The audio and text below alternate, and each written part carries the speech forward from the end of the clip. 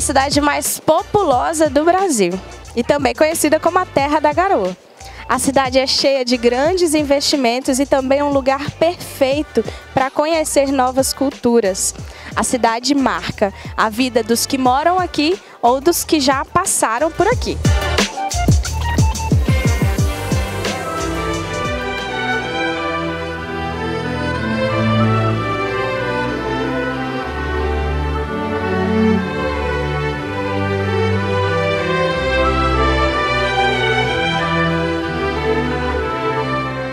E em meio a tudo isso, encontramos igrejas magníficas que fazem com que a fé do povo cresça em meio a essa grande cidade.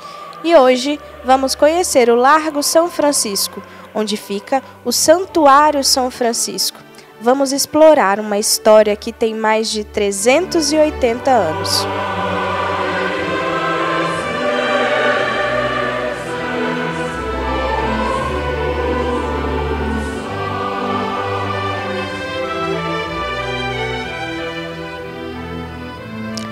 O local é considerado um dos principais conjuntos da arquitetura barroca da cidade de São Paulo.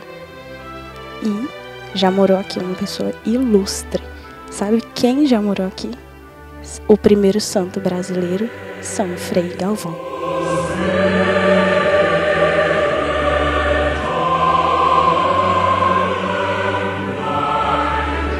A história dos franciscanos em São Paulo começa no ano de 1640, onde 7 franciscanos chegaram à cidade junto a uma caravana missionária. E assim, no dia 17 de setembro de 1647, data em que se comemora as Chagas de São Francisco, foi fundada a igreja e que permanece há mais de 380 anos, sendo uma das mais antigas da capital. Estamos agora no Santuário São Francisco e eu tenho a honra de estar aqui com o Frei Estevão. Frei Estevão é alemão, já está há 60 anos na ordem franciscana e eu gostaria que ele se apresentasse, porque eu não sei falar nem o sobrenome dele. Seu nome, Frei Estevão? O sobrenome é Ottenbreit, né? Somos os últimos praticamente, porque esta província foi restaurada pelos frades alemães. Certo. Né? Em 1889 em diante, e nós somos os últimos que viemos. Frei, eu queria que o senhor falasse um pouquinho para a gente da arquitetura aqui do santuário. Bem, a arquitetura, como nós vemos, ela é barroca, já indo para o rococó, né? E é uma dos poucos conjuntos que temos aqui em São Paulo, né? E eu diria até muito bem conservado. O afresco da igreja, Frei, foi descoberto há pouco tempo. E aí eu queria que o senhor contasse também para a gente como que aconteceu isso. Era o costume, eu acho que em muitas casas também acontece isso, a gente ao reformar, ao renovar, a gente pinta por cima, né? E era também, vamos dizer aqui o caso, esses afrescos que vemos tanto no teto, né? Principalmente no teto, aqui na frente também, simplesmente alguém pintou por cima. E quando por volta de 2000 se fez a última restauração, praticamente se decidiu então de tirar esta camada de tinta e veio à tona esta beleza que hoje podemos admirar. Frei, com essa descoberta, né, o senhor tem como contar para a gente um pouquinho do significado dessas pinturas à medida que vocês foram descobrindo? Praticamente é uma tentativa de recontar a vida de São Francisco e as grandes figuras, né, São Pedro de Alcântara, né, e São João Capistrano, grandes figuras do início da ordem. Um particular temos aqui, que no tempo do imperador, ele praticamente distribuía as dioceses e também as mitras, nomeava os bispos e coisas assim. E aí temos um particular, ele está sentado na mesa e tem algumas mitras para o chapéu que o bispo usa, né? Para distribuir, e o frade diz, Deus me livre, né? E é uma referência clara a São Francisco, porque na vida de São Francisco, a igreja também passou por certas crises e um dia um cardeal pediu a Francisco, não seria bom os seus homens autênticos, simples, pobres, não podiam se tornar bispos? Então São Francisco pediu insistentemente, deixa os frades ser frades, assim eles vão ajudar muito mais a igreja. Frei, eu queria agora falar um pouquinho da imagem de São Francisco que nós temos ali, né, no fundo. Ela é considerada aí uma das mais belas imagens dos conventos franciscanos. Eu acho que é bom mencionar que em 1880 esta igreja queimou, né? Como também a parte do convento. Então se salvou a imagem de São Francisco, a imagem de Nossa Senhora da Conceição, né? Então praticamente ela foi, a partir de 1880, ela foi reconstruída de novo. E de fato, no centro temos uma das mais belas imagens de São Francisco. O costume, antes que fosse proclamado o dogma da Imaculada Conceição, em 1854, os franciscanos durante séculos divulgavam a devoção da Imaculada. Então, além de prometer os 3 votos da vida religiosa, obediência, castidade e pobreza, eles faziam o voto de defender a Imaculada Conceição. Então, diante dessa imagem, inclusive, eles assinavam com o próprio sangue este voto. Diante dessa imagem, ele fez esse 4º voto. É uma imagem histórica, né? Vendo que um santo aqui do Brasil, fez a sua consagração aqui. Exato. Diante dela. E isso será importante depois, quando nós falamos, porque daqui ele ia diariamente ao recolhimento, lá hoje é Tiradentes, lá, na época era uma capelinha de Nossa Senhora da Luz. E lá viviam recolhidas, era proibido de fundar mosteiros femininos, então era um recolhimento de senhoras, ele diariamente dava assistência, organizou a vida delas e transformou mais tarde em Mosteiro da Luz, que hoje temos, onde ele foi sepultado, porque nos últimos 3 anos não conseguia mais fazer esse trajeto. Ele ficou lá e lá foi enterrado. Vamos então dar continuidade ao conhecimento aqui do Santuário São Francisco. Vamos levar o Frei então para nos mostrar partes do antigo convento.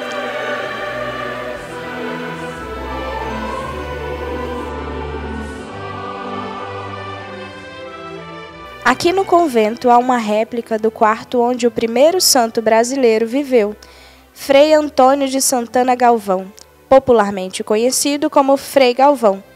Aqui ele estudou, viveu e trabalhou por 60 anos. E seguindo a reforma alcantarina, seguiu uma vida de simplicidade e pobreza, tendo somente o necessário.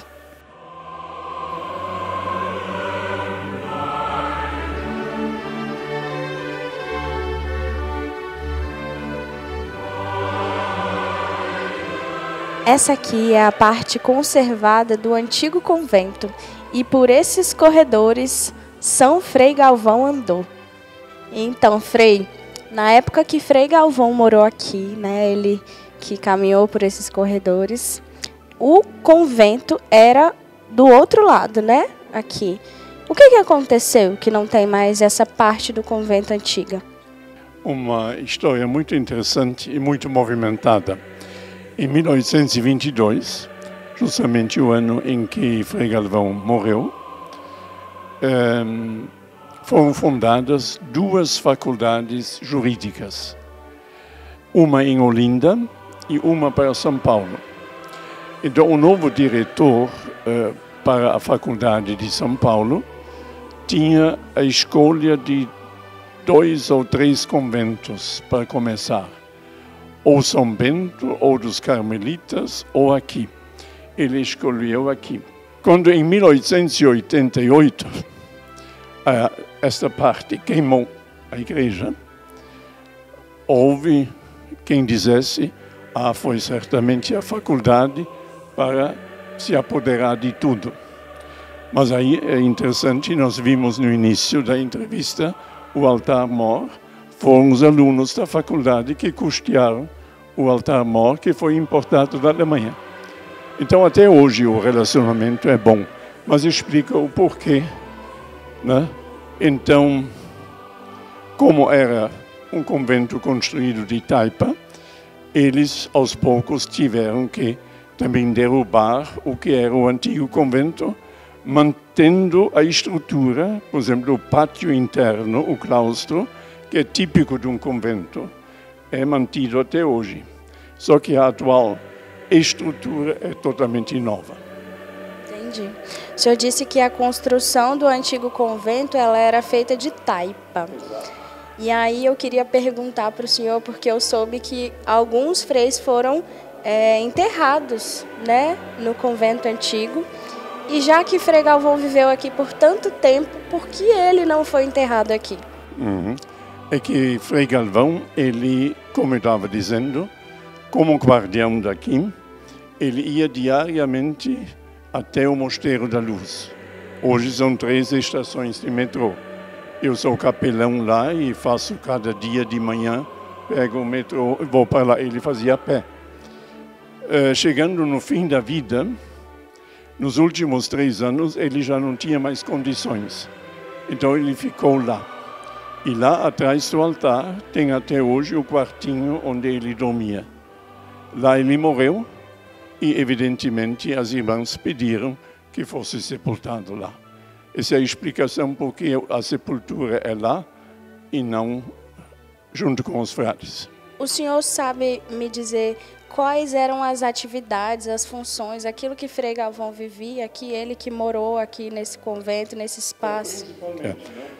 Principalmente, não por todos os períodos, ele era o conselheiro, ele era assistente das carmelitas, ele era principalmente internamente guardião de uma grande comunidade e, como estava dizendo, com o privilégio de fazer o contato com o povo, e a portaria era muito frequentada, principalmente pelos pobres, pelos necessitados.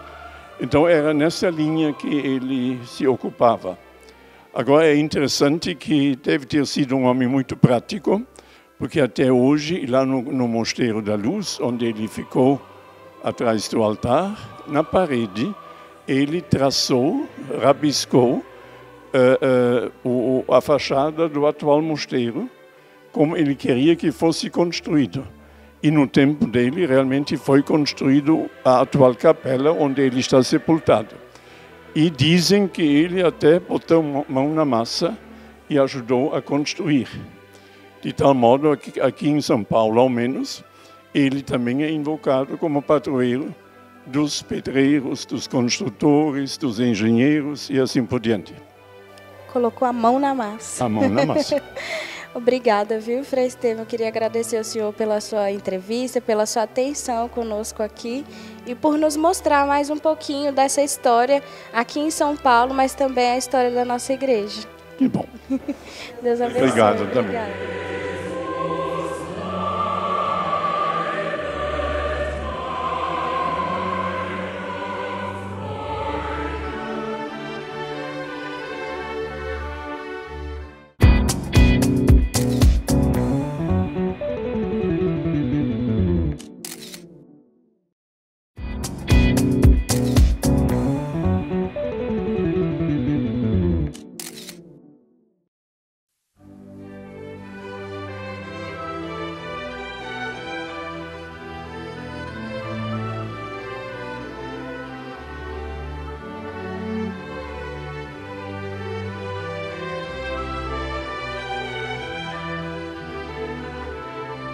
São Francisco de Assis fez um presépio para falar da encarnação de Jesus aos habitantes da pequena cidade de Grécio, que fica na Itália. Desde então, o presépio tornou-se um símbolo católico como tradição de Natal, mas aqui você tem acesso o ano inteiro. Este ano, a inspiração foi referente ao Cântico das Criaturas, escrito por São Francisco. O acervo conta com presépios internacionais, como do Peru, México, El Salvador e da Itália, tendo também os nacionais, que retratam a vasta cultura existente em nosso país. Todos, com beleza e criatividade, revelam o grande mistério do Verbo encarnado, o Cristo Jesus. Frei, a gente está aqui no local da exposição dos presépios e eu queria já perguntar para o senhor qual foi a inspiração, né, para que o senhor montasse esse presépio, essa exposição de presépios aqui permanente no santuário. Como nós sabemos, 800 anos atrás, São Francisco representou pela primeira vez, né, o acontecimento de Natal na cidade de Greccio, na Itália, e aí virou uma tradição franciscana. Né? E essa tradição nós tentamos continuar, né? Dando assim um caráter internacional para mostrar como em todos os povos é acolhido e representado o presépio, um caráter também no sentido de que qualquer material pode servir para representar, não precisa ser uma coisa luxuosa. Nós vamos ver assim com caixa de ovos, com garrafas PET. Então esta era a ideia de mostrar esta riqueza através desta exposição que começou 35 anos atrás. O senhor mesmo disse que o presépio é uma representação da vinda de Jesus, a encarnação de Jesus. E aí eu já estendo a pergunta, né, para a sua vocação quanto franciscano. Por que que a encarnação de Jesus ela é esse pilar na espiritualidade dos franciscanos? São Francisco, ele praticamente se encantou com a cruz, mas justamente ele refletindo chegou à seguinte conclusão, que antes de ele morrer na cruz, ele se encarnou, se tornou um de nós, né? Então, normalmente, quando nós no catecismo perguntamos por que Deus mandou o seu Filho, a resposta normalmente é porque ele nos enviou Jesus para nos salvar, morrendo na cruz. São Francisco diz, não, antes de morrer por nós na cruz, que é a prova máxima do amor, ele veio porque Deus nos enviou seu Filho, Deus mostra o seu amor para com a humanidade. Depois nascido, e sendo, vamos dizer, uma manifestação desse amor de Deus, ele no alto da cruz depois vai dar a prova máxima de doando a sua vida, salvando a humanidade. Justamente como diz na carta aos Filipenses, ele não fez da sua condição divina um privilégio, mas se humilhou, se fez um de nós. Aí vamos justamente chegar a esse aspecto. Veja aí, com coisas da caixa de ovos, né? Uma senhora de Minas Gerais fez um presépio, né? Quer dizer, com as coisas mais simples, né? Mais humildes, se pode representar esse mistério de amor. Que lindo. O senhor disse de uma senhora de Minas Gerais que fez esse presépio aí de caixas de ovos. Conta pra gente como que foi, né? Como que é, na verdade, a união desses acervos, de onde vêm essas peças, de onde vêm esses presépios, como o senhor consegue? Em grande parte, eu durante 6 anos fazia parte do governo da Ordem, com sede lá em Roma, então a gente visitava muitos países. Aí eu consegui recolher muita coisa. O que vemos aqui é uma pequena parte de um grande acervo que temos.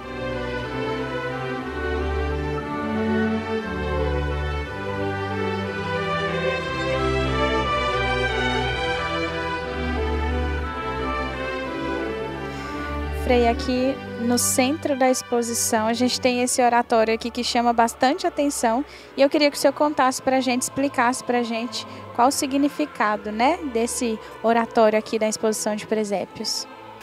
A nossa intenção era de mostrar em poucas palavras em que consiste a espiritualidade franciscana. E praticamente podemos resumir em 3 palavras. Francisco se encantou em Jesus que se fez pobre, que se fez um de nós, né? Daí a manjedoura. Depois, a cruz, né? onde Jesus, que nasceu pobre, se fez fraco, quer dizer, se entregou na mão dos algozes, se fez vulnerável. Então, o segundo aspecto da espiritualidade franciscana, além de viver uma vida simples, pobre, de também solidarizar-se com o sofrimento dos outros. E o terceiro aspecto, a terceira palavra, pequeno. Então, temos pobre, fraco e pequeno. Daí o ostensório, né, para mostrar que aquele que nasceu pobre, que deu sua vida por nós, continua vivo, presente no meio de nós. Esta é toda a espiritualidade franciscana, né? Levando-nos a tentar viver um estilo de vida simples, um estilo de vida solidário e principalmente um estilo de vida de estar próximo, perto do povo, companheiro, amigo do povo. Frei, agora para quem está nos assistindo, para quem está acompanhando esse programa hoje, que quer conhecer, que quer visitar, como que funciona a visitação aqui à exposição dos presépios? Exato. Praticamente sábado e domingo, no horário da igreja, está, vamos dizer, também aberto aqui. E durante a semana, principalmente para escolas, com prévio aviso, podem marcar um horário para visitar. Certo, somente com horários marcados. De segunda a sexta, sábado e domingo está sempre aberto. Então tá certo. Obrigada, Frei. De nada. Aqui no subsolo é possível provar as delícias da padaria do convento, que todos os dias produz pães variados e que são vendidos na porta da igreja, e tudo isso ajuda a manter as obras sociais.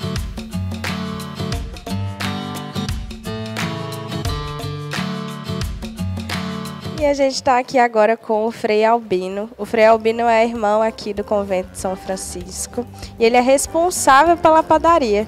Frei, eu queria perguntar para o senhor quanto tempo o senhor está nesse ofício? Quem é que te ensinou a fazer pão? Conta pra gente. Bom, eu já aprendi a fazer pão de curioso, né? Quando criança eu já vivia ao lado da avó fazendo pão em fornos de lenha, né?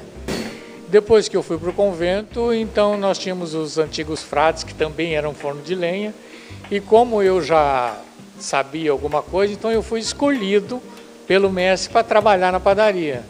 Então fui aperfeiçoando com os frades antigos e fui também remodelando as coisas, né, aperfeiçoando mais, né, e chegou no que chegamos hoje, né? Eu já faz o quê? Já estou com uns 48 anos de ordem, mais ou menos, né? E sempre tive atrás dos fornos na padaria, né? Padeiro oficial do convento. Mais ou menos. Em média, quantos pães, mais ou menos, vocês fazem assim por dia aqui na padaria? Olha, é o seguinte, depende muito dos pães de venda, depende muito a saída que nós temos na frente da igreja, né? Então dá em torno de uns 70, 80 pães por dia para venda. E também tem os pães que nós oferecemos para o chá e a casa franciscana, ao todo dá uns 700. Inclusive a gente recebe, por exemplo, recebe de algumas padarias doação de pães. Então, por exemplo, chega uma doação de pães aqui, então nós vamos fazer 700, chegou 100, a gente só faz 600, né? Então é uma coisa mais ou menos flutuante. E vocês fazem todo tipo de pão aqui? Para venda nós fazemos o pão doce, fazemos o brioche, cuca, pão caipira, pão caseiro, várias qualidades de pães. E essas roscas, esses pães, nós vendemos lá na frente do convento para angariarmos fundo para obtermos suplemento para esses pães que fazemos para o chá e para a casa franciscana. Que eu ia perguntar, que você não está sentindo o cheiro, mas eu estou sentindo o cheiro de pão. Sim. Que está rodando aqui nessa padaria. Como que as pessoas podem adquirir o pão e ajudar também vocês? Onde que elas encontram desse pão? Então, este pão que nós fazemos encontra-se na portaria do convento. Lá tem a lojinha e na lojinha nós vendemos os pães, Está lá todos expostos, né? E também nós fornecemos a quem quiser fazer uma compra maior de pães, uma encomenda maior, né? É só nos comunicar. Olha, por exemplo, eu preciso de 50, 100 pães para final de semana. Então vem aqui, escolhe as qualidades de pães que quer e a gente confecciona para a pessoa. Interessante que o pão na distribuição para os pobres já tem mais de 300 anos. Começou com nossos antigos frades. Como tinha muito pobre na região, os frades faziam os pães e como tinha pobre, eles dividiam o pão deles com os pobres, né? E o pessoal, vendo isso, começaram a ajudar os frades, doando farinha, implementos. Então os frades faziam os pães para os pobres, né? Então é de fato uma fonte de grande providência aqui para vocês. É de grande providência e a gente dá a chance a vocês que querem ajudar, né? Estamos aí para receber o tipo de ajuda que vocês quiserem. Aqui no Convento de São Francisco você encontra a padaria do convento, que é essa fonte aqui de renda e de providência na vida de tantas pessoas. Obrigada, viu, Frei? Imagina, Deus a gente está à disposição de vocês, a hora que vocês quiserem, estamos por aqui. Tá bom? Obrigada. Eu que agradeço.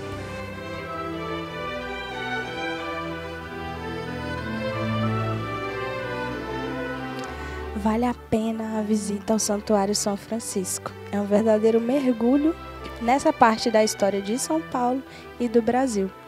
O santuário hoje oferece vários horários de missa e de confissão, e vindo visitar, você vai estar tocando diretamente no trabalho dos franciscanos que estão há quase 400 anos aqui nas nossas terras, divulgando e espalhando paz e bem.